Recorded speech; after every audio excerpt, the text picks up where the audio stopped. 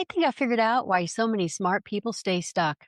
Not because they don't know enough, not because they haven't worked hard enough, not because they haven't learned enough.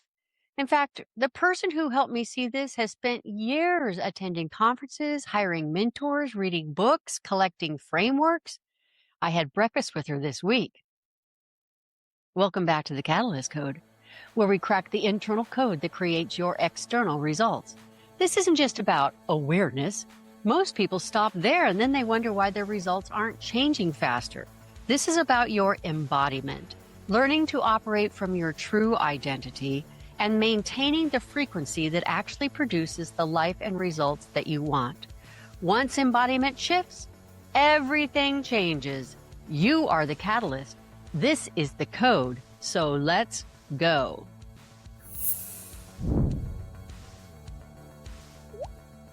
Have you ever met someone who has attended every conference, hired every coach, read every book, worked through every process, and somehow they're still wrestling with this exact same problem?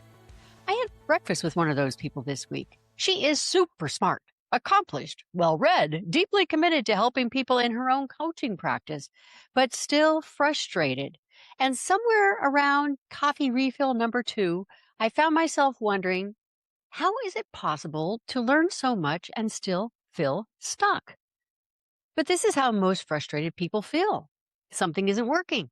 So they gather more information, another book, another mentor, another strategy, another certification, another conference. They're convinced they're just one insight, one breakthrough away. They keep hoping that next thing will finally shake loose whatever seems to be holding them back.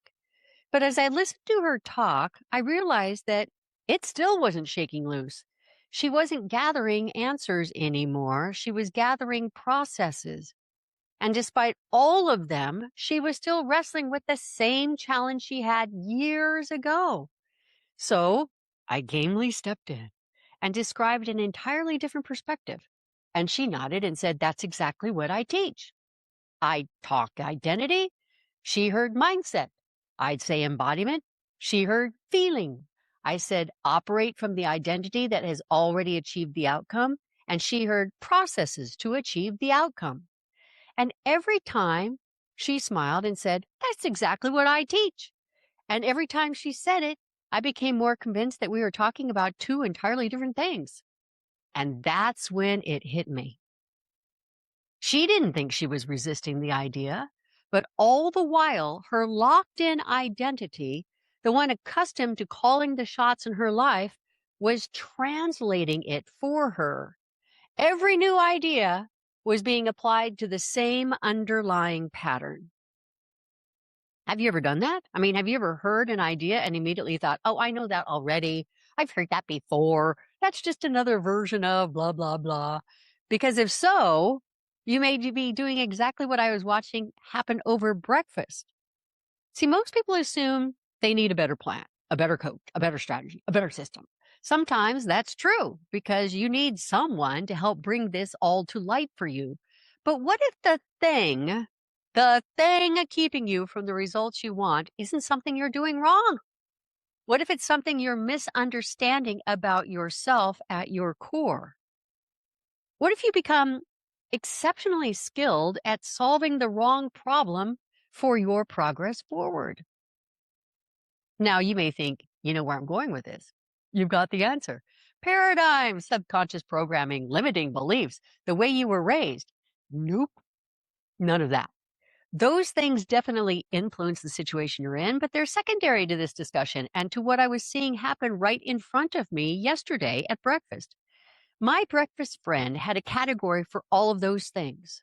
She did not have a category for what I was talking about, which is why she kept translating it. The operating identity was actively intercepting the idea before it ever had a chance to land. It's like trying to explain a bird to a fish. You tell the fish, "There's a creature that moves through the air." And the fish immediately replies, "Oh, another kind of fish." No, a bird. But the fish has no category for birds. So it translates the new thing into something familiar. "Oh, a flying fish. Yes, I've seen those before." See, in the end, this really isn't about this lovely breakfast person, because once I saw it, I realized I've seen the same thing everywhere. People do this all the time, not just fish. Business owners do it, executives, entrepreneurs, coaches. I've done it. You've done it too. We assume that if we're still struggling, we simply haven't found the right process yet.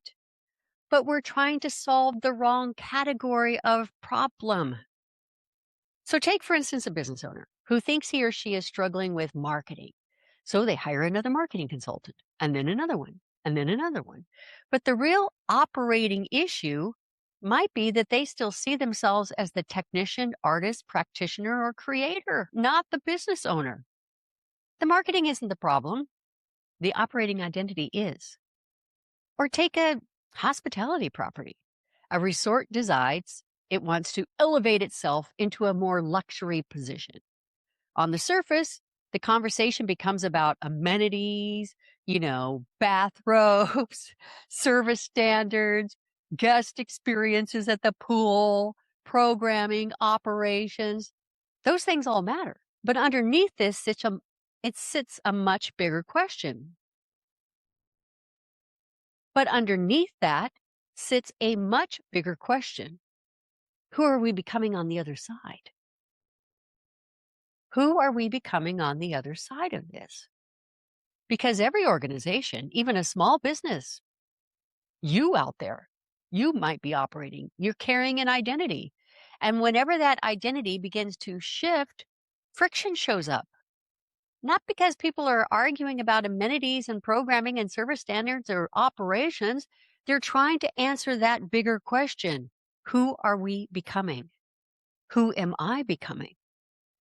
And as long as they're answering that question from the same operating identity that they've always had, they will recreate the same results. And I've certainly seen it in individuals who are looking to me to potentially solve their problem. You hear from me, it's an identity issue. And you translate it into, right, my mindset. You hear, you're operating from the wrong framework. And you translate it into, okay, this is about my habits. You hear, you cannot become what you already are. And you translate it into somehow, I need to start acting more confident. The translation happens so super fast, we don't even notice it. And that's what I found so fascinating about this the other day at breakfast. The matrix identity, the operating one, the one in charge of running your life and producing pretty much the same old results. When you begin considering a new idea, you may notice when it screams in your head, no, stop. But when that new idea lofts your way and you instead hear yourself saying, oh, yeah, I already got that. Your operating identity has dropped into super stealth mode. That's why it's so hard to spot. Resistance is obvious. Interception is invisible. Resistance says, I don't agree. Interception says, I already know this. Resistance creates friction. Interception creates certainty. Resistance announces itself. Interception just hustles the new idea out the back door before it even has a chance to challenge the identity that's currently running the show. I see this with my advanced students all the time. God bless them. I love them all. Sometimes I will be explaining the real difference about your true identity and what it knows it can do for you if you let it. And they'll say, right, or I know, or I'm already doing that. Really? Because if you got this down and you're already doing that, why is your life pretty much the same and you don't feel 100% fulfilled? I know in that moment something else has happened. The idea has already been intercepted. The fish is saying, oh yeah, that's a flying fish. I've seen those before. While you're saying, don't worry, I've got this. I already understand. Yeah, Diane, I think just like that. No worries. What's your stealth identity reporting back? Translation complete. Threat neutralized. So here's something to watch for this week. The next time you hear an idea But you immediately think, I know that. I've heard that before. Stop telling me the same thing, Diane. That's just another version of what you taught me before that I already know and I already do. Pause and ask yourself, what am I assuming this means? Because that's where the interception is happening. That's where the operating identity steps in and assures you, we've got this. We've already understood. Maybe you do, but maybe you don't. Looking back, the thing that struck me most about breakfast wasn't that she necessarily disagreed with me. She didn't. And it wasn't that she wasn't extremely intelligent. She clearly is. She didn't have a category for what I was talking about. But the operating identity, oh yeah, it knew. It knew what I was talking about. And it was on full alert. So it did what operating identities do. It quickly, and in somewhat alarmed fashion, translated the new idea into the closest familiar category and moved on and took her with it. How many opportunities, insights, relationships, business breakthroughs, personal transformations never get a chance to take root? Not because we reject them, especially not because we openly reject them, but because we rename them. We decipher them as something, a context we already are familiar with. The moment we decide that we already know is usually the moment we stop learning. And the moment we stop translating is often the moment we finally embed something genuinely new for our lives. I'm Diane Armitage, and thank you for listening to The Catalyst Code.